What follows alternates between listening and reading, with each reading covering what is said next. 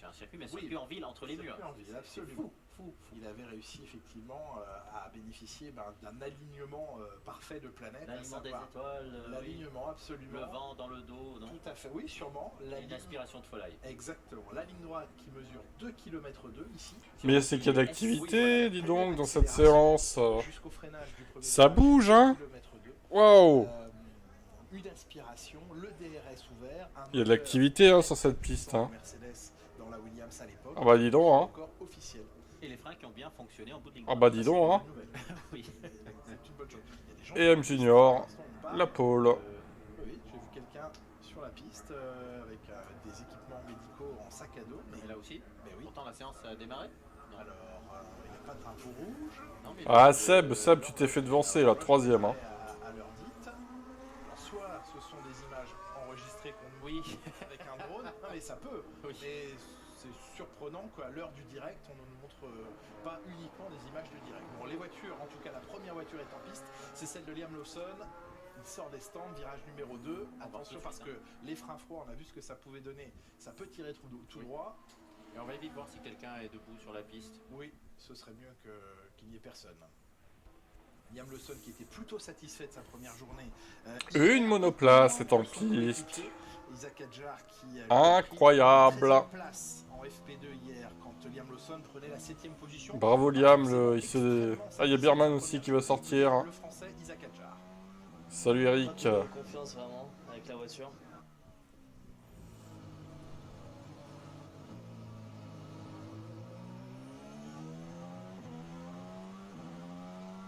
Alors ça c'est la version courte de l'interview d'Isaac Hadjar, pas de confiance. Oui, c'est sur le point, c'est direct, au moins c'est clair. Oh, oui, il suffit de très peu de paroles. Pour... Et je sens que vous restez sur votre faim et que vous aimeriez en entendre plus.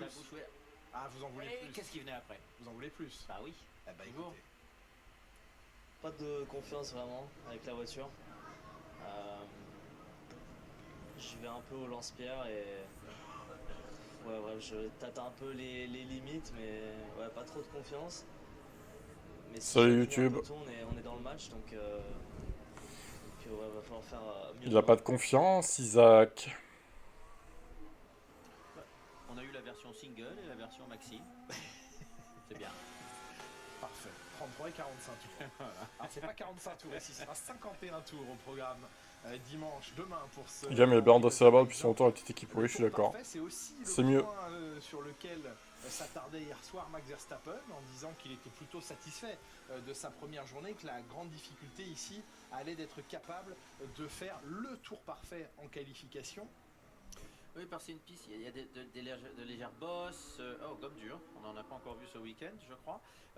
La piste est sale, il y a eu beaucoup de vent, donc de toute façon, là, elle n'est pas propre, elle n'est pas super gommée. The wind is pushing me a lot to the right. Le Provisac ne sait pas ce qu'il attend. Incroyable, même en ligne droite. Ah, vous êtes bien pessimiste pour son arrivée chez Red Bull si c'est confirmé du coup. C'est vraiment puissant, normalement le vent il suit les lignes droites, comme dans un tunnel, mais là non, il se sent poussé. Donc moi je pense qu'il va mieux s'en sortir que les autres. Opposé parce que le vent souffle de la droite vers la gauche dans la ligne droite des salut donc ça doit être dans sur les YouTube. portions de ligne droite du circuit ou peut-être la portion rapide à la sortie de la vieille ville entre les virages 12 et 15 que vous voyez sur votre écran. Vous voyez la direction du vent qui est même plutôt alignée face au pilote dans la ligne droite des stands. Donc ça va les aider beaucoup au freinage si le vent garde cette direction. Et surtout avant à 25 bien toi. c'est moins bon pour les chronos effectivement. Ouais. Oui, excusez-moi Jacques, vous parliez. C'est pas grave. Déjà, alors juste effectivement un seul pilote hier a utilisé des pneumatiques dures, c'est Alexander Albon. On va revenir sur le sujet pneus qui est vraiment crucial ici. Drapeau jaune sur la piste. Berman a fait un petit tout droit, je pense. Poussé par le vent. Peut-être poussé par le vent. Allez, ça va. En tout cas, il est reparti. Donc c'était sur le tour. Ah oui, la difficulté d'effectuer un tour ici aussi parce que côté réglage. Il y a pas mal de compromis à faire. Il y a une très longue ligne droite, donc il ne faut pas être chargé en aéro, mais il y a aussi une section assez sinueuse où il faut de l'aéro. Et donc c'est compliqué, surtout les pilotes se retrouvent souvent avec une voiture légère dans la partie où ils ont besoin de cet appui, et c'est là où ça devient compliqué. La concentration de Nico Hülkenberg. Oui, qui est un peu malmené par son coéquipier depuis son podium. Oui. Ça ne l'a pas lancé le podium. Ça veut dire qu'il s'est relâché après son podium alors qu'on va... Ça fait tellement longtemps qu'il attendait, vous savez. Alors le tout droit il était... Oh, il a failli y aller. Hein. Est-ce que c'est le train arrière qui a un peu lâché? C'était... Il pouvait presque le passer. Leclerc un peu il y a 2 ans, mais Leclerc pessimiste aujourd'hui. Waouh, je sais pas s'ils sont si pessimistes que ça, mais bon. Déjà, faudrait qu'il roule pour savoir si vraiment c'est le même rythme qu'hier. Or, ils sont tous au stand à part 3 voitures. À part une voiture même. Il y a Birman en piste seulement. Bah putain, on va pas aller loin avec ça. Hein. Dans leur stratégie à eux, de n'effectuer que un tour lancé, retour au stand, un deuxième tour lancé et retour au stand. Il allait falloir embarquer de l'essence et enchaîner des tours pour prendre de la vitesse et de la confiance. Vous voyez, le tour est long. Salut, salut. Et la gomme tient. Donc ça laisse de la marge, ça permet de se louper sur un tour et de pouvoir en effectuer un autre compétitif. Alors venons-y à cette gomme justement. Parce qu'on rappelle qu'ici, ce sont les pneus les plus tendres de la gamme Pirelli, absolument les plus tendres. C4, C5 et C6.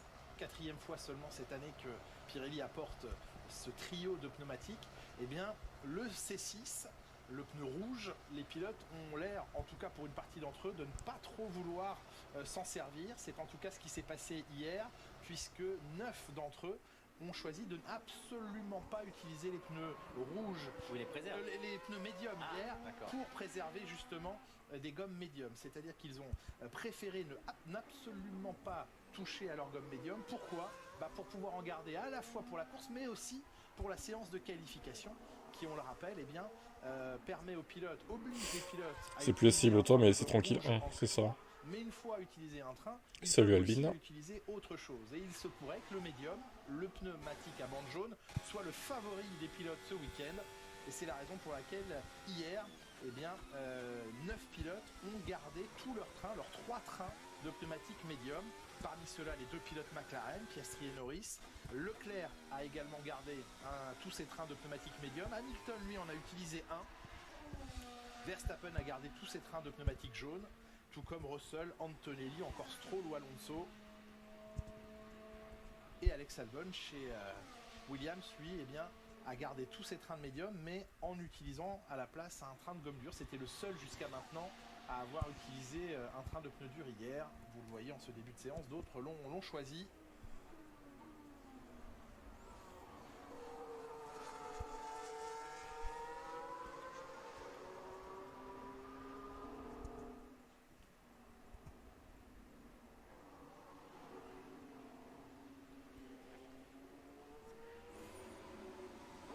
Au stand de Lando Norris, qui confessait hier soir bien sûr que c'était du temps de perdu, c'était de la pratique en voiture mode course avec beaucoup d'essence à bord qui lui avait échappé hier.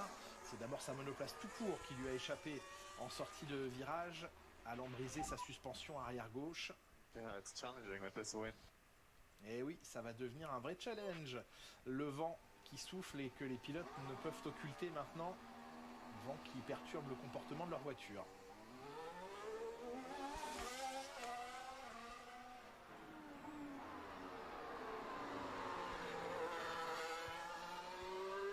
Avant cet incident, pour Lando Norris, eh bien, il montrait effectivement de belles choses et semble pouvoir venir se battre. Regardez comme le vent tourne en plus. Il a fait 90 degrés d'angle vers la droite là, en quelques minutes. C'est ça qui va être compliqué pour les pilotes, c'est que tour après tour, le comportement de la monoplace sera très différent. Surtout lorsqu'il passe de vent frontal à vent postérieur. Parce que lorsqu'il se passe en frontal, ils vont trop freiner, c'est pas gênant, mais tout d'un coup, on est toujours prêt avec du vent sur l'aileron arrière, dans la mauvaise direction. Il va falloir surveiller la direction du vent, effectivement, qui pourrait jouer contre les pilotes à certains moments. On se souvient à quel point, alors qu'il y a à nouveau un drapeau jaune sur le circuit, on se souvient notamment à Zandvoort que la pole position extrêmement serrée entre les 2 pilotes McLaren s'est peut-être jouée à du vent qui d'un seul coup a été favorable à l'un et défavorable à l'autre. Ça fait quelques millièmes donc. Oui, absolument. L'aspiration du dernier virage. Exactement.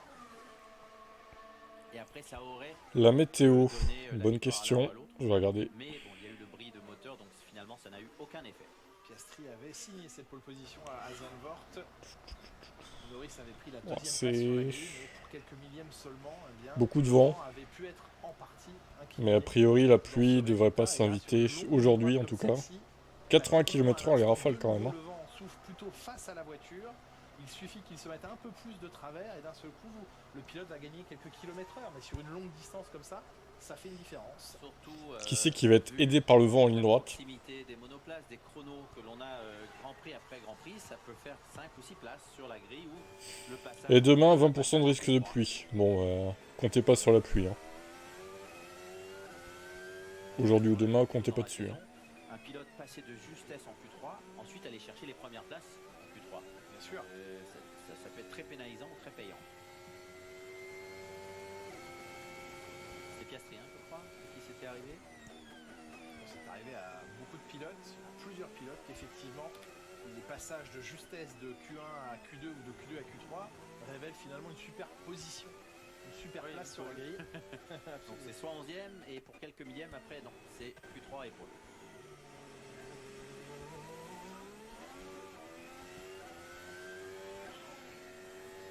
Le premier des ténors qui va aller chercher un chrono.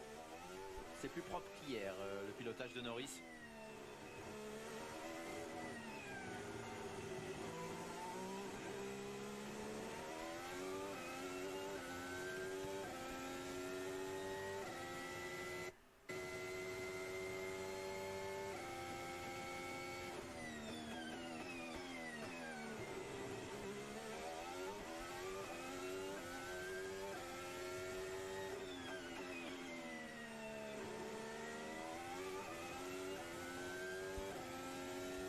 Appliqué dans son pilotage, Lando Norris. Ah oui, il va pas se faire avoir une deuxième fois comme hier, ça a coûté cher. Les corrections sont microscopiques. Ah, c'est très fin, la voiture le permet. Balade dans les rues de Bakou à très haute vitesse. Le DRS activé, le moteur qui s'emballe légèrement et 324 km/h, 325 km/h. Bien moins rapide qu'hier en ligne droite avec le vent. Et un premier tour pour Lando Norris qui le positionne juste derrière Oli Berman. Oui, il ne prend pas le meilleur temps pour l'instant, le pilote de la McLaren, pour 91 millièmes de seconde. Ouais, malgré un magnifique premier secteur, il en a perdu dans les secteurs 2 et 3. Donc normalement un pilote va être vite secteur 1 et 3 s'il est déchargé et en perdre un peu dans le deuxième. Ben là, Berman a été très rapide dans le troisième et dans le deuxième. Peut-être qu'il a eu une grosse aspiration. Oui. Avec une grosse vitesse de pointe aussi, bien sûr. Regardez la quantité de feuilles sur le sol ici. Centre-ville très arboré ici à Bakou. Et forcément, eh bien, ça laisse quelques traces. Il va falloir aussi naviguer avec ce type de paramètres et de conditions. Oscar Piastri, qui lui est très en avance. Dès la fin du premier secteur, il possède déjà plus de 6 dixièmes et demi d'avance. Oui, c'est légèrement devant le chrono du premier secteur de Norris. 36,8, nouvelle première référence. 2 dixièmes et demi d'avance sur son coéquipier. Le boulot d'étranglement au niveau de l'entrée du château, virage 8, 9, 10. Et cette portion ultra rapide à plus de 300 km/h, juste avant le freinage. Et il atteint même 305, plus de vitesse de pointe que Lando Norris il y a quelques instants, qui avait juste flirté avec les 300 km/h.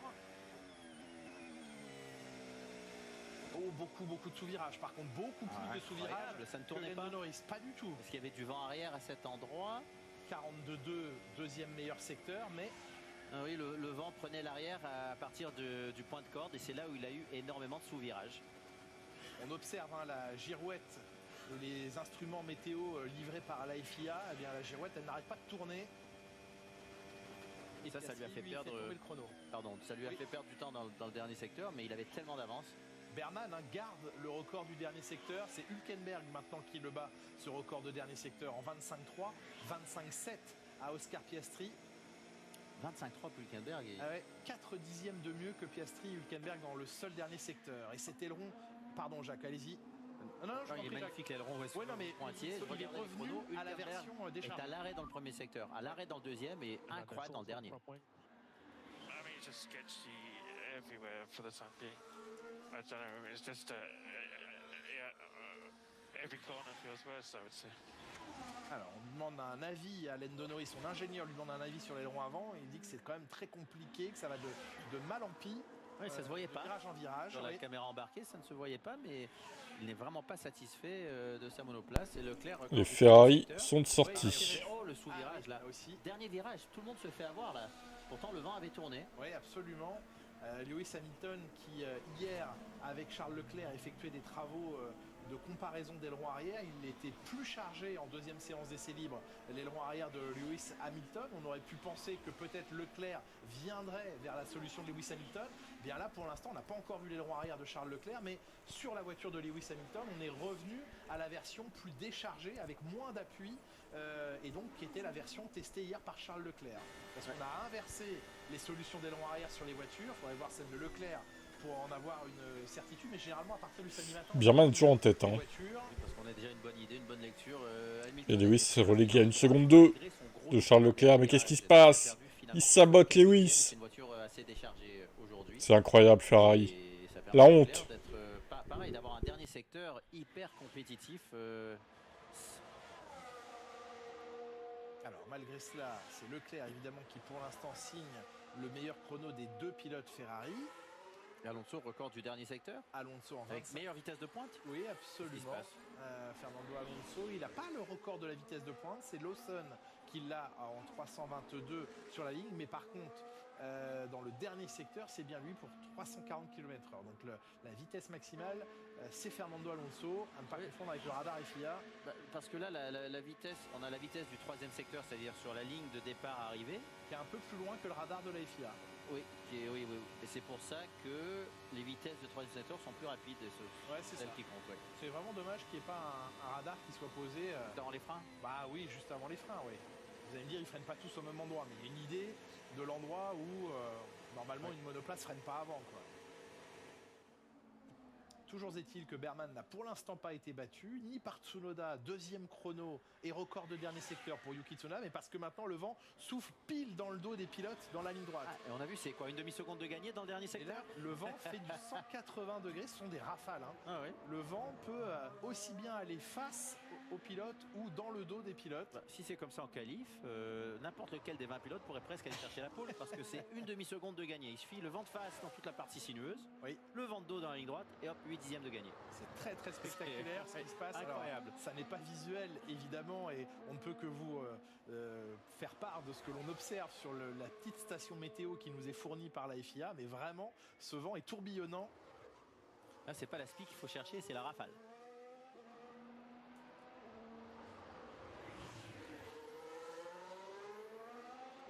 Berman et ses pneus durs qui détient le meilleur tour, le meilleur temps au tour dans cette dernière séance d'essai libre. Tsunoda, disais-je, à moins d'un dixième. Alex Albon à la 3e position devant Leclerc et Piastri pour l'instant. Norris, record de premier secteur, 36,4. Allez, deuxième tour pour Lando Norris. On lui parlait ajustement d'aileron avant, lui parlait de difficulté à aligner un tour, et avec une situation qui semblait empirer au fil du tour et des 6 km de ce tracé. Là c'est plus simple, hein. C'est du vent de face là où il y a des virages. Oui, et puis là, il a le vent Birman avec des hards, oui. Où sont les fans des essais libres? Ils sont en train de dormir. Hein. Ils dorment, les fans des essais libres. Il va pas falloir rater le freinage au bout, mais il va relâcher, je pense, juste à la ligne. Allez, DRS ouvert. Et Norris va améliorer sûrement le temps de Birman.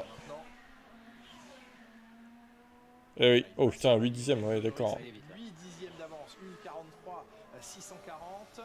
Non, non, il n'y aura pas de poule surprise. Regarde, il s'est fait torcher, Birman, là. Croyez pas au Père Noël. Hein. Il a été 3 dixièmes plus vite dans le dernier secteur que Norris. Donc malgré le vent dans le dos, Norris, on l'a vu sortir large du dernier virage, donc du sous-virage, et après chargé en aéro. Donc c'est vraiment un secteur où il peine, et ça peut être pénalisant en course. Leclerc, record de premier secteur, 35,9. Faites une course sur ovale, là vous aurez peut-être une pole surprise sur ovale. La meilleure VMAX gagnera, quoi. Mais hors ovale, il n'y aura jamais de pole surprise en Formule 1. Sauf si vraiment il pleut et que ça sèche au bon moment pour quelqu'un. Oh là, Leclerc qui se rate. Il était en avance de 9 dixièmes sur Norris. Dommage parce qu'il était très rapide sur ce tour-ci. Ouais, et puis là, pas de bol parce que le vent vient de tourner quasiment à 180 degrés et il a de face maintenant le vent. Ah ouais, juste lorsqu'il est dans la ligne droite. Donc, c'est fait avoir dans le virage. Ah oui, et là, il fait je t'ai eu, allez, on tourne maintenant. Ou un mur. Ouais. Sympa le vent. Ah, le vent choisit. J'attends quoi, Max, pour rouler? Moi, je sais pas. Ah non, il est très découpé. Vu qu'il a une charrette, normalement, il devrait rouler vite. Enfin, rouler. Un des premiers à rouler pour régler sa charrette. Je comprends pas. Finalement, on nous dit qu'il a une charrette et il devrait régler le problème en roulant plus que les autres. Tu vois? Pour compenser sa charrette. Mais il le fait pas. Peut-être parce qu'il n'y a pas une charrette, du coup. Un petit espace est parvenu à lui aussi faire un 180. Sacré Ferrari, une voiture de vendredi performante et une décevante samedi et dimanche pour Lewis. Finalement, avec cette condition de vent, ce qu'il faut, c'est ne pas prendre trop de risques. Parce que on verra tout à l'heure. Il faut être chanceux avec le vent et c'est ça qui donne le chrono. D'aller chercher le dixième de pilotage pousse à la faute, mais ne donne pas le chrono de toute façon. On verra tout à l'heure. De 30 km/h de vent, 29 exactement. Et là, la situation du vent que vous voyez peut dans quelques secondes avoir complètement changé. Par contre, si la poule se joue sur une rafale bien placée pour Verstappen, par exemple, ou Norris, bof quoi. Mais avant ça, petite visite secrète dans les coulisses du paddock chez Alpine. Vous savez qu'avec Canal+, on vous amène toujours au plus près de ce qui se passe dans les paddocks. Ici, on est dans un paddock. Course sprint sur Oval et course principale sur circuit routier. Complètement. Ce serait original. Et amovible. Il y avait la chambre de Colapinto juste derrière. Est-ce qu'on peut dire aux fans de Ferrari que les points sont attribués le dimanche? Moi, je pense qu'ils sont au courant. Va dire ça plutôt à l'équipe Ferrari, quoi. Ironie du sort, 10-10, le numéro de course de Pierre Gasly. Apparemment, ça n'a pas été un choix fait exprès, donc c'est assez rigolo. On rentre. Pierre, si tu veux bien me suivre. Dans cette chambre, on va pas faire trop de bruit. Pierre Saubry, son assistant qui est là, qui regarde attentivement cette séance des Libres 3. Juste derrière, au-dessus, il y a les ingénieurs, vous les voyez pas, mais qui travaillent, donc on fait pas trop de bruit. Là, bien sûr, hein, les vêtements de Pierre, le drapeau à l'effigie de la team Gasly, très important. La table de massage pour se reposer et récupérer après les séances, bien se préparer. Ça, ce n'est pas un élément de torture, mais c'est pour s'échauffer pour le cou. Les élastiques qui vont bien pour l'échauffement aussi sportif. Et puis, si on se tourne par là, bien sûr le vélo qui suit Pierre Gasly partout sur tous les week-ends de course. Juste au-dessus, un petit volant qu'on ne peut pas ouvrir, qu'on ne peut pas découvrir, mais qui sert aux essais de départ, à la préparation mentale de Pierre. Et puis, si on recule et on vient sur la gauche, Pierre, tu peux revenir par ici. Quelques phrases que son équipe lui a écrites pour se motiver, pour être un peu dans la zone. Les combinaisons de Pierre par ici. Et puis là, on va pas aller fouiller. Le casque de Pierre préparé pour la pluie. On sait qu'elle peut arriver ici ce week-end, mais tout est bien fait pour Pierre, pour qu'elle soit dans les meilleures conditions possibles. Merci Adrien de cette visite dans l'antre et dans la pièce la plus importante, je sais pas, mais en tout cas la plus personnelle d'un pilote sur un week-end de Grand Prix, l'endroit où il peut venir se ressourcer, se mettre à l'abri des regards indiscrets. Eh bien, nous avons eu ce petit regard privilégié. Merci à Alpine, merci à vous Adrien de nous avoir proposé ça. On vous retrouve très rapidement dans la voie des stands. On a envie d'aller en savoir un petit peu plus, notamment chez Ferrari, pour bien comparer les ailerons arrière des deux pilotes. Jacques il commande plus, bah si, Jacques il est là. Hein. Et de Ferrari en tête. Après les L2, on a l'impression que Ferrari va remporter la course. Gêné par la monoplace devant lui, la Haas. Ouais, mais bon. Ocon, Les fans attendent tellement de Ferrari que voilà. Elles sont encore là, les féfés. Où sont les McLaren, quoi? Tour en piste, un 1:42.988. On rappellera que le meilleur temps qu'il a signé hier en FP2 était en 1:41.293. Tu proposes Daytona? Allez, go. Daytona sprint ovale et circuit routier pour la course principale. Magnifique.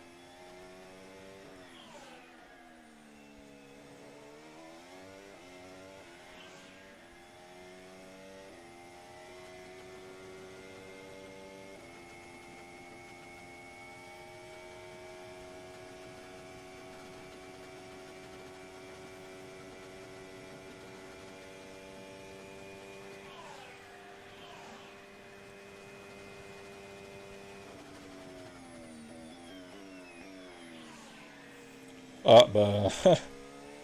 fin de la partie. McLaren est de retour. Une 42-7, plus de 2 dixièmes et demi d'avance. Tom Stallard peut être satisfait. Game over. Mais Fin des espoirs. aucun record de secteur. Leclerc tient les 2 premiers secteurs et Hamilton le dernier. Ouais, il ne faut pas les records de secteur, il faut les aligner. Hamilton et Leclerc que l'on compare ici sur le virage 16.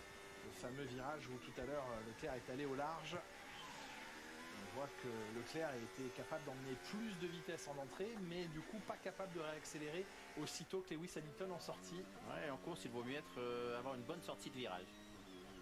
Surtout dans ce virage. Ouais, une attaque de virage très différente. Il a touché oui, Lewis Hamilton qui hier était allé flirter avec ce mur à la forme assez particulière et avec une pente. Ouais. Mais oui, le problème c'est que le mur n'est pas arrondi. Gasly a touché le mur, légèrement. Oui, parce que c'est un mur en béton. Oh, Sainz a failli aussi. Hein. Par rapport au rail, comme on voit à Monaco. Et le problème, c'est que les murs ne sont pas arrondis. Non, donc, ce sont des pointes. Et ça, les pilotes ne voient pas parce qu'il y a du noir, il est tout enrobé de noir. Donc, les pilotes ne voient pas que ce n'est pas arrondi. C'est très dangereux, ces murs comme ça. Gabriel Bortoleto qui poursuit son exploration des échappatoires de ce circuit. Il en avait déjà effectué 2, notamment hier. En voici un autre aujourd'hui dans un autre secteur du circuit.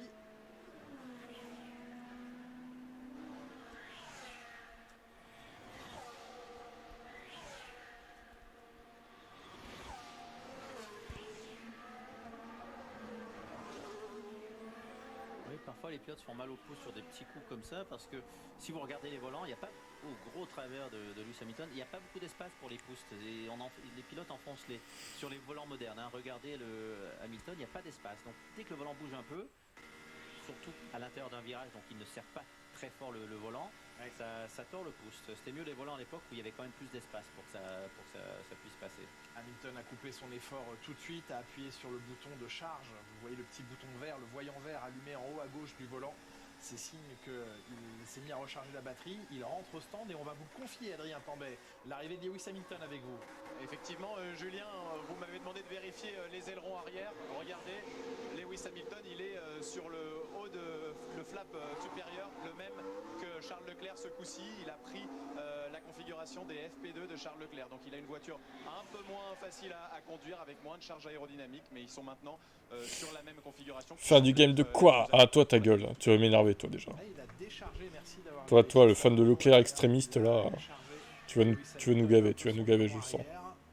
Faisant le chemin dans ce choix spécifique vers le réglage utilisé hier par Charles Leclerc. Oui, qui est peut-être préférable pour la course, mais peut coûter un dixième en qualif. Donc c'est le choix ici avec la longue ligne droite, c'est la course. Pas de prise de risque démesurée au premier virage pour Pierre Gasly qui vient doucement faire demi-tour dans le grand échappatoire. C'est, je pense, le seul vrai très grand échappatoire qui brille sur ce circuit. Oui, mais vu que c'est de l'asphalte, il ne faut pas perdre les freins. Les freins, on a vu ça l'année passée en Formule 2, les deux pilotes en même temps qui avaient perdu les freins avant et c'était jamais arrêté jusqu'au mur. Et la statistique de Charles Leclerc qui a la meilleure position au classement d'un pilote sans victoire parce que devant lui, effectivement, eh bien, entre Oscar Piastri et ses 7 victoires, premier du championnat pour l'instant, Lando Norris 5 victoires, deuxième, Verstappen 3 victoires à la 3e position et George Russell 1 victoire, c'était au Canada, on s'en souvient, eh bien, le 5e homme au classement, c'est Charles Leclerc qui lui n'a pas encore signé de victoire cette saison. Une victoire, c'est tellement de points que pour un pilote comme Russell, même s'il n'en a prise qu'une, ça fait tout de suite un gros saut dans le championnat. Et Alex Albon qui s'approche d'un nombre de départs conséquent pour Williams. Il va se rapprocher de Ralf Schumacher et ses 94 départs pour l'écurie britannique. Oui, parce que Mansell y a été 2 fois dans l'écurie. Mansell, effectivement, champion du monde avec Williams en 1992, Nigel Mansell. La plus célèbre moustache de la Formule 1.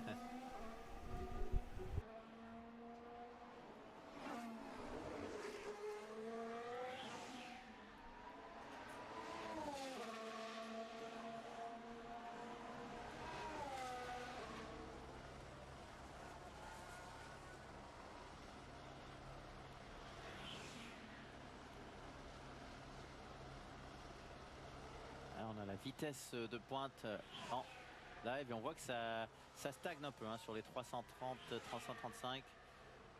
Juste avant de sauter les freins, une petite accélération. Verstappen sur un gros tour là. Le vent de dos en plus.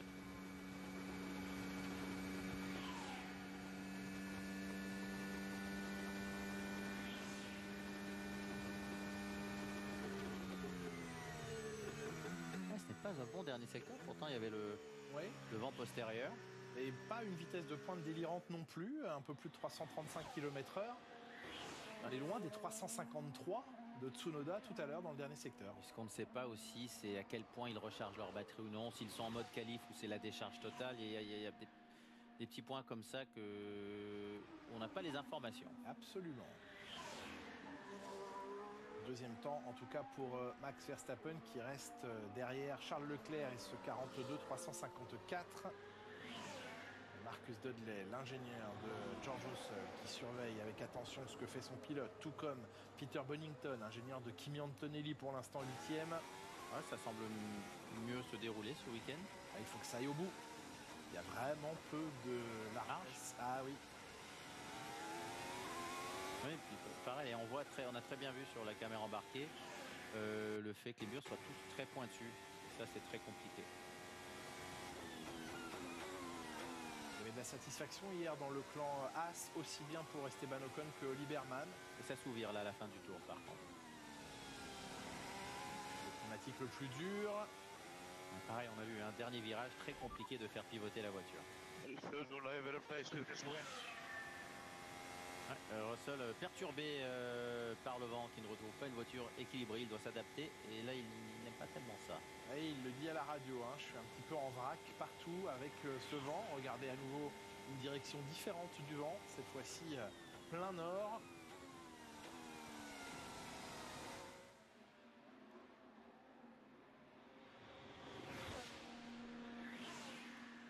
Ça va être compliqué pour les pilotes alpines vu qu'ils ont une voiture très déchargée. Lorsque les rafales de vent vont vraiment les mettre dans le pétrin.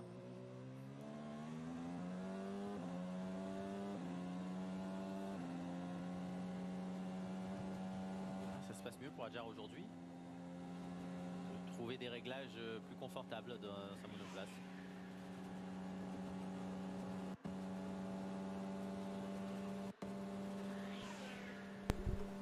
La qualif est à 14h, n'oubliez pas, c'est pas 16h, c'est 14h. Qui sera en poule? C'est dur à dire. Peut-être une des Ferrari à voir. Mais je me méfie de Verstappen et des McLaren quand même. Que va-t-il se passer si jamais Max remporte Bakou et les deux McLaren sont DNF? Pourquoi tu parles de ça, toi? Toi, t'as envie de voir Verstappen remonter, on le sent. Bah, il se passera que Verstappen va prendre 25-0, qu'est-ce que tu veux qu'on me dise de plus? Il reviendra à 60 points, 65 à peu près, 67 peut-être. Et donc ouais, alors tiens, Nestai, tant que je te tiens toi, tu es au courant que tu as des doubles points sur les pronostics à utiliser, Nestai? Plusieurs fois tu as été dans les premiers sans utiliser de double points et t'aurais dû parce que tu perds des points là. Pense-y à les utiliser tes doubles points. T'en as 12 je crois. Oui, ça va dépendre de quel pilote Helmut Marko réussit à trouver.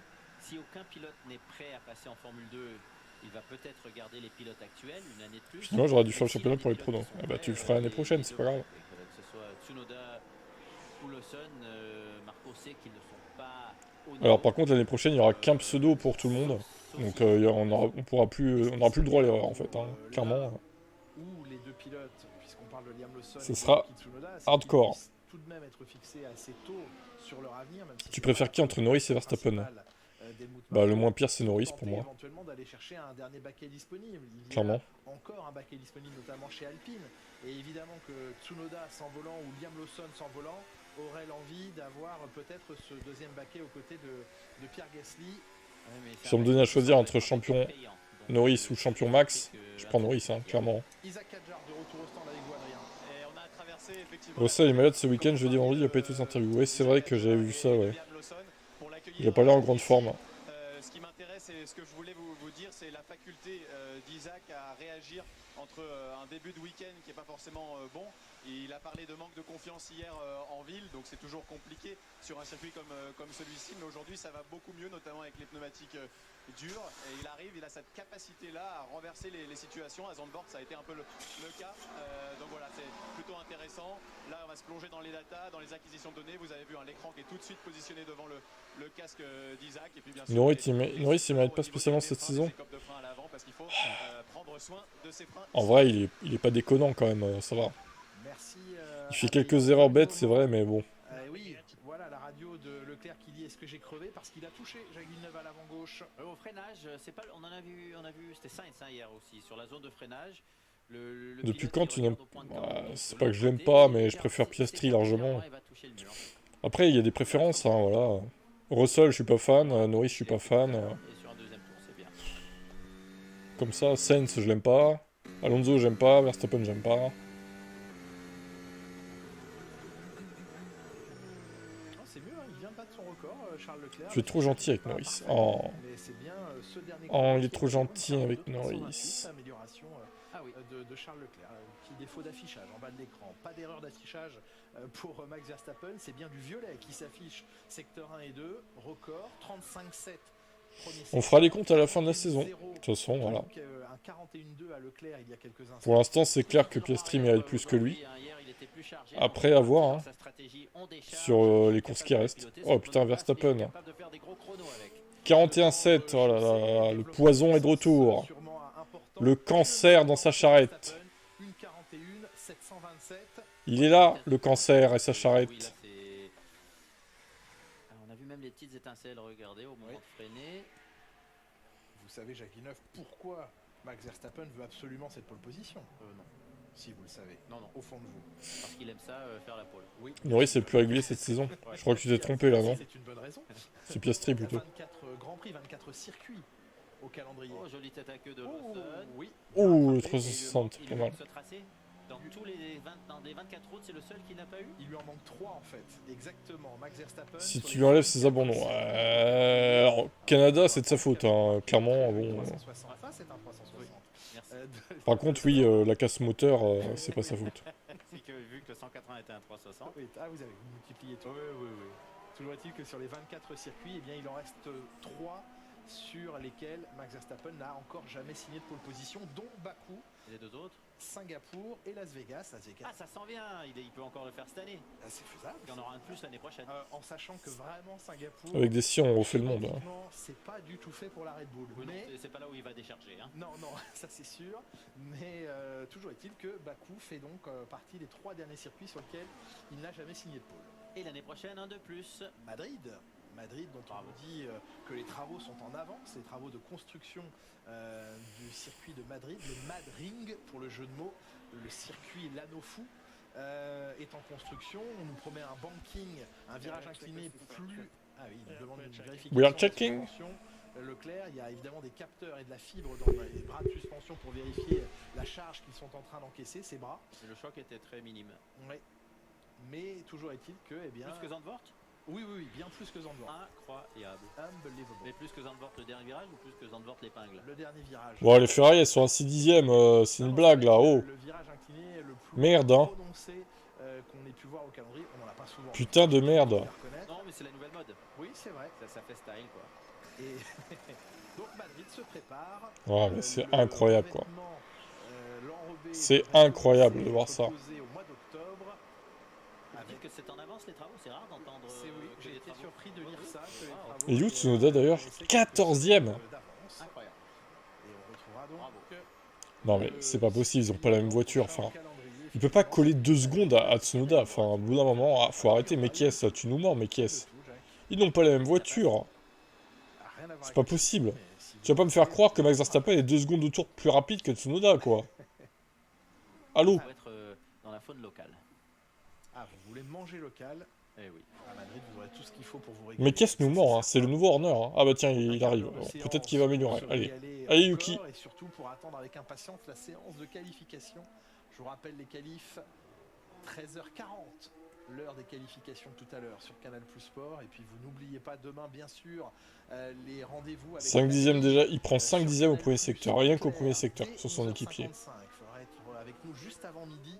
Toute l'équipe Canal, on se retrouve. Si Red Bull est rapide sur les circuits rapides et les circuits type Evil, c'est une des meilleures voitures. Bah oui, clairement. Suivi comme toujours de Formula One, bien évidemment. C'est bien amélioré en tout cas cette voiture. Chargé que celui de Verstappen. Et mais après le premier secteur, ce n'est pas génial. Hein. Une demi-seconde derrière son coéquipier. Situation compliquée, sous pression évidemment Yuki Tsunoda qui a réussi sur les derniers Grands Prix à se rapprocher un peu sur un tour mais qui souffre encore beaucoup sur les longs relais face à son coéquipier. Je sais pas, Sam. Bah j'imagine que c'était 2023 du coup. La dernière fois qu'ils ont collé 9 dixièmes ou une seconde à une McLaren, c'était 2023 à mon avis. Hein. La fin du tour de Yuki Tsunoda, on va observer avec attention les tours à venir de Russell. Alors Tsunoda, il a fait combien du coup? Il a 1 seconde 4. Oh là là. C'est parti pour Russell. Oh là là là là. C'est compliqué, hein, Yuki. Hein. Se prépare dans le dernier secteur. Alex Albon en avance de 2 millièmes sur le record de Max Verstappen. 35-7.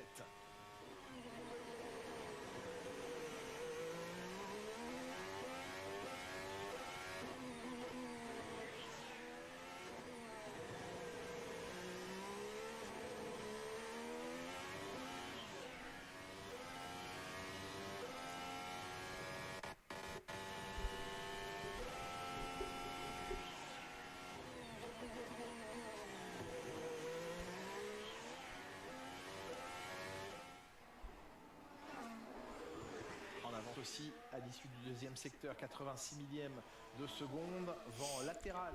Ouais, elle est bizarre cette voiture. Il va pas être gêné, mais il va pas être aidé non plus par ce vent. Drapeau jaune. Ça ne va pas l'empêcher de terminer son tour. Alors Albon peut-être non, deuxième à 2 dixièmes. Il a oublié? Il a appuyé sur le bouton trop tôt? Alors deuxième temps pour Alex Albon, mais il m'a pas. Norris en avance. Ou alors juste à la ligne, il l'a baissé. Ça reste un chrono impressionnant. Russell est pas mal aussi. Oui, donc Tsunoda qui a rechargé son aileron parce qu'il avait la meilleure vitesse de pointe de la journée, 353, donc 10 km/h plus vite que n'importe qui, ce qui était incroyable. Mais là j'ai l'impression que son aileron était... Il a combien de Vmax ce Verstappen? 342, c'est pas si grand. Enfin si, par rapport aux autres quand même, c'est pas mal. McLaren ils sont à combien? 337, Ferrari ils sont à 338. À nouveau une voiture docile. L'aileron plus petit chez McLaren là aujourd'hui. Grosse avance à l'issue du deuxième secteur. Oh, Norris c'est améliore quand même. Hein. Virage 16. La voiture a bien tourné, n'a pivoté. Norris a continué à faire des bonnes de preuve. Vent derrière en plus. Eh oui, le vent a tourné, 27 km/h, ça va le propulser vers le meilleur temps. Antonelli devance son équipier. De la barre de la minute 41, Lando Norris. Le DRS. McLaren ils en perdent en ligne droite quand même. Une 41-2 pour Lando Norris. 336 hein.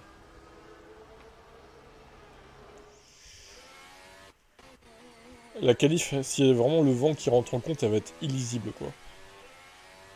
Légère touchette. Il y en a, ils vont avoir un boost grâce au vent là, en ligne droite. Dans la ligne droite, étonnant. Est-ce que le capteur ne fonctionne pas? Ah oui, il a bien. Oui, la roue arrière, oui. Ouais. Alors qu'on le revoit ici, Oli Berman, sans doute un tout droit et qui expliquait le court drapeau jaune il y a quelques instants. La même que Pierre Gasly.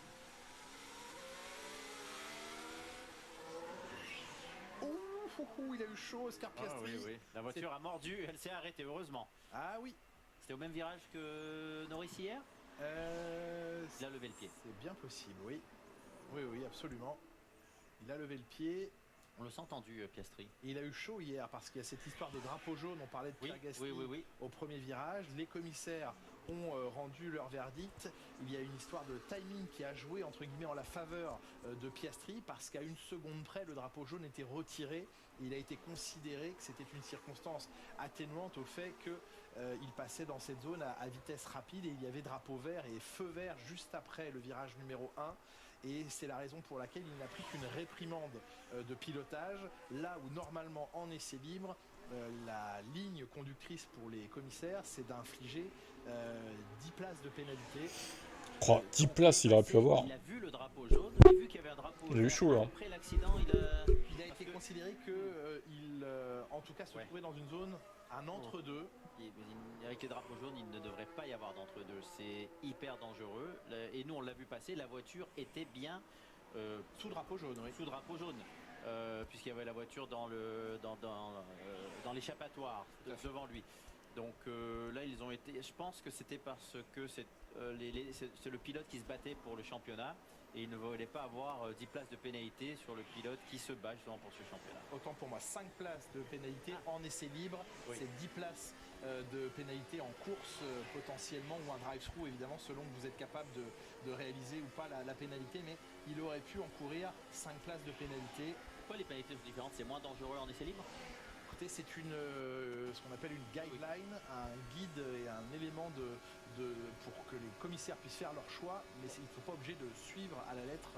Tant mieux pour lui, oui, mais c'est pas le genre de situation où il devrait y avoir de la clémence. C'est ce qu'il y a de plus dangereux. On a vu hier en Formule 2. Oui. Ah oui, c'était pas très joli à voir. Alexander Albon, 3e temps.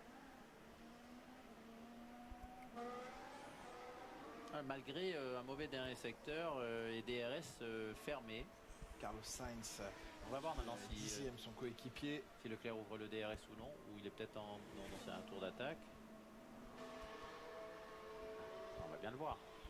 Non, oui. Oui, on va le voir. Si l'eau, on va tout de suite le voir. Alors, DRS donc les deux autres pilotes avaient oublié. Le ciel qui s'obscurcit de nouveau sur Bakou, beaucoup plus sombre maintenant. Et ça va changer la chauffe de la gomme.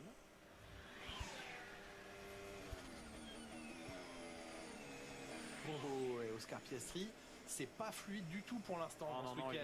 Il est rentré en travers dans le virage, il met des coups de volant. Ce n'est pas du pilotage doux comme on a l'habitude de le voir. C'est un pilotage agressif. Il tente d'aller chercher les dixièmes en étant plus agressif, incisif, mais ça ne fonctionne pas. Je fais une seconde, que se passe-t-il avec Albon rapide cette saison?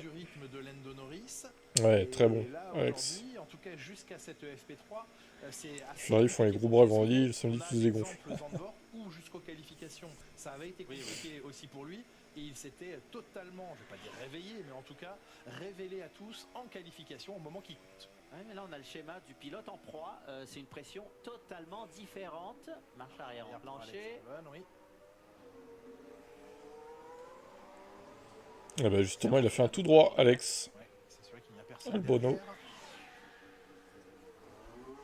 Daniel Ricciardo qui avait reculé sans le vouloir, mais dans une autre monoplace. Il n'avait pas regardé, hein. C'était à l'entrée de ce virage, non, c'était à l'entrée de la vieille ville, Ricciardo, si je me souviens bien.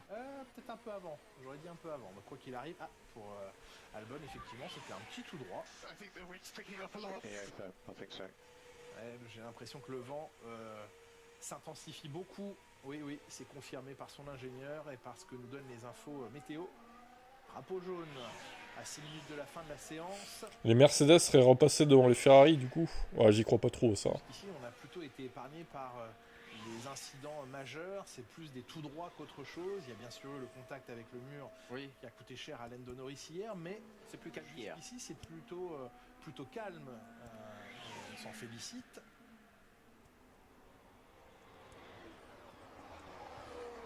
Oscar Piastri, à qui il reste quelques minutes pour essayer de réfléchir à des solutions,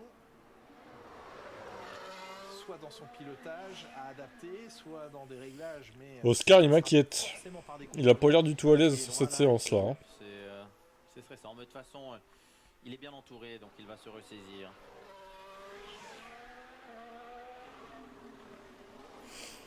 Ne saboterait-on pas la voiture de Piastri pour entrer dans les virages. On n'a pas l'habitude de le voir. pour faire revenir Norris au championnat. Très incisif dans ses inscriptions. Et à la limite, à chaque fois, de décrocher en sortie. Là, je regarde les chronos derrière. Max Verstappen en avance. Record du dernier secteur, donc une voiture très déchargée. Sur l'onde de Norris. Vitesse de pointe, mais ça lui coûte cher dans le deuxième secteur. Et dans le premier secteur, Piastri rend déjà 2 dixièmes à Max Verstappen qui signe un nouveau record, 35,5, ça améliore centième par centième. Ouais, il va aller la chercher sa pole ici. Une de plus. En tout cas, c'est un bon samedi de préparation, un samedi midi de préparation efficace. Oui, quand il est vite comme ça avant les qualifs, il fait peur. Va-t-il falloir compter sur Max Verstappen en qualification? Vont-ils trouver cet alignement de planètes? Entendez par là du vent favorable et peut-être des aspirations favorables également. Ça pourrait tout changer dans l'ordre et la hiérarchie de cette grille de départ que l'on attend avec impatience tout à l'heure. 13h40 pour la prise d'antenne. À 15h, un peu plus de 15h, nous devrions être fixés. Bon, Piastri amélioré, il a 3 dixièmes. Ça reste derrière, mais c'est mieux. Il avait une belle aspiration. Et finalement, sur la Et deuxième Verstappen rend 2 dixièmes au chrono de Norris. Pour lui. Donc il en a perdu dans ce dernier secteur. Ça s'intercale entre 2 McLaren. Où il s'est loupé dans le dernier virage, on va voir là. Alors là, on est dans le début du deuxième secteur. Je préfère la domination de Max, ouais, c'est ça, d'accord. Alors toi, tu vas ravaler tes propos là, parce que non. Ah. Il y avait une vraie lutte de quoi genre Piastri éclate Norris à toutes les courses, alors que non, c'est pas vrai, faut arrêter. Vous me faites chier là, à dire ça là. Franchement, c'est serré entre les deux, de quoi vous plaignez quoi. Arrêtez un peu de chialer dans le chat là. Il y a juste un écart de plus de 30 points parce que Norris a abandonné. Hein. J'aimerais quand même le rappeler. Hein. Sinon, c'est serré tout le temps entre les deux, hein, quand même. Hein. Je sais pas de quoi vous plaignez, hein. C'est incroyable. Hein. De très gris comme ça là. Hein. Hamilton, regardez ce premier secteur. Et oui, 35,4, ça y est, on est sous les 35 secondes et demie dans le premier Vous secteur. préférez voir un mec gagner 20 courses sur 22, vraiment? Ou sur 24, je sais plus. C'est ça que vous aimez voir en Formule 1? Mais fermez-la, vraiment, vous êtes fous. Hein. Vraiment. Hein. Vous n'êtes pas des vrais fans. Hein. Et Lewis Hamilton en avance. Si ça tient dans le deuxième secteur aussi, ça va être bon pour le dernier, parce que le premier secteur, il y a de la ligne droite, et il est vite dans la partie avec des lignes droites. Il améliore son deuxième secteur, mais il rend... Alors, il perd 2 dixièmes dans le deuxième secteur, ok. Voiture déchargée, on va voir si ça paye dans le dernier secteur. Il a le vent dans le dos, là, Lewis Hamilton. C'est là où il s'était fait avoir. Le doigt, le pouce gauche sur le bouton DRS, paf, il appuie, les 2 diodes vertes s'allument sur son volant qui lui confirme que son DRS est bien ouvert, il le sent. Hein. 3. Et c'est un troisième temps. Derrière Max Verstappen. Par rapport à son meilleur temps précédent. Bonne vitesse de pointe. Même. Deuxième meilleure vitesse, non, cinquième meilleure vitesse de pointe pour Lewis Hamilton.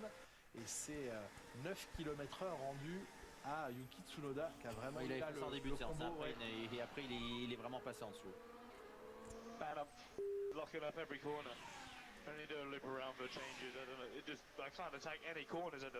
Il n'y a pas vraiment de lutte entre les pilotes de McLaren cette année. Mais qu'est-ce que vous voulez voir en vrai? Les travaux qu'ils ont fait pendant la nuit. Je vois pas ce que vous voulez de plus. C'est juste qu'il n'y a pas de dépassement en piste, il n'y a pas de contact, c'est ça que vous voulez voir, des crashs en fait. Oh là là. On se repenche sur nos choix de réglage parce que ça ne va pas du tout là. Moi je suis un vrai fan de F1, je regarde depuis 2000. Ouais, et donc, tu préfères donc une saison où un mec domine, écrase tout le monde quoi. Ouais non, arrête. Arrête tes bêtises un peu là. Ça prend trop de temps maintenant sur les Formule 1, donc les gros réglages sont faits la nuit, le soir ou entre les séances. Alors entre les séances, il va rester un peu de temps aux équipes pour travailler avant la qualif, mais après elles sont sous parc fermé, donc il va falloir faire les choix et si possible les bons. Alors Tsunoda par rapport à Verstappen. Lawson 8e temps, Tsunoda qui arrive sur la ligne maintenant. 16e temps. Si vous voulez des crashs, c'est vrai, un NASCAR, ouais, c'est ça. Oui. Non, c'est encore pas un questionne. Le 42-8 là de Yuki Tsunoda, il est douloureux. Des crashs longs, une vraie lutte, c'est pas de politique d'équipe. Ah bah ça, malheureusement, oui. Et ça ne paye pas, mais il n'arrive pas à rouler il n'arrive pas à le rouler comme il le faut. On sent que McLaren fait tout pour les brider jusqu'au dernier moment en fait. 1 seconde 4 de retard sur... Mais en même temps, on peut les comprendre, ils veulent pas que ça refasse comme 2016 ou 2007 ou je sais pas quoi. Ça ne va pas l'aider à récupérer le baquet de la Racing Bull. Alors, Yellow Flag, Colapinto.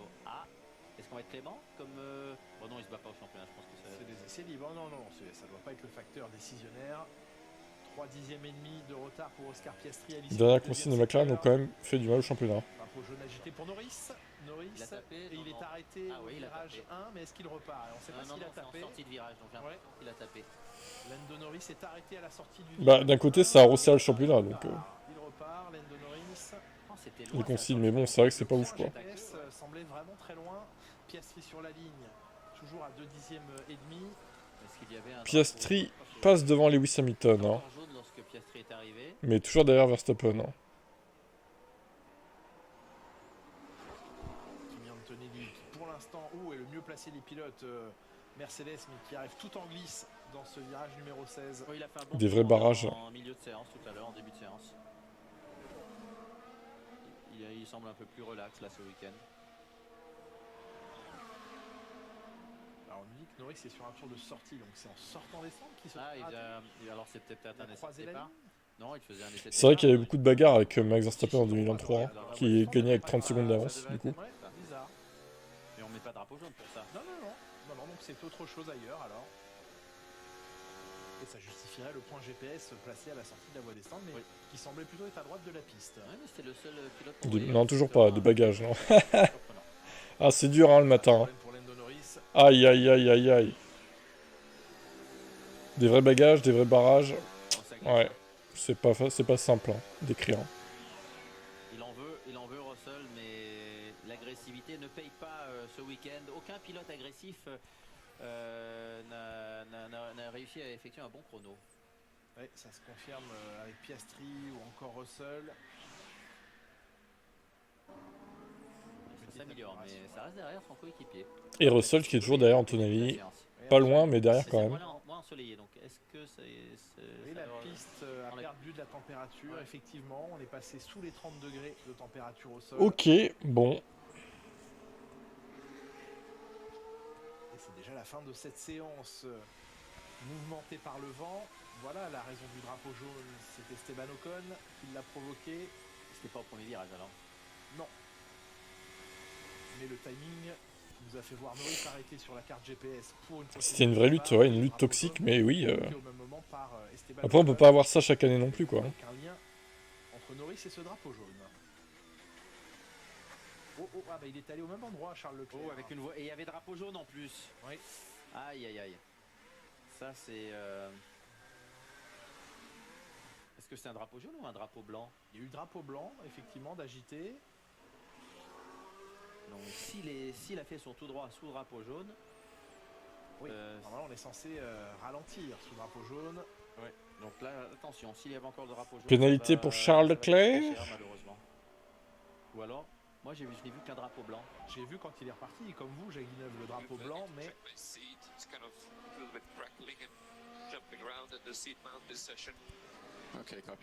pas bon ça, son siège qui bouge dans les attaches. Oui. Bon allez, je vous dis à 14 h pour les qualifs. A tout à l'heure. N'oubliez pas de pronostiquer pour ceux qui ont des pronos à faire. Donc, dernière séance d'essai libre.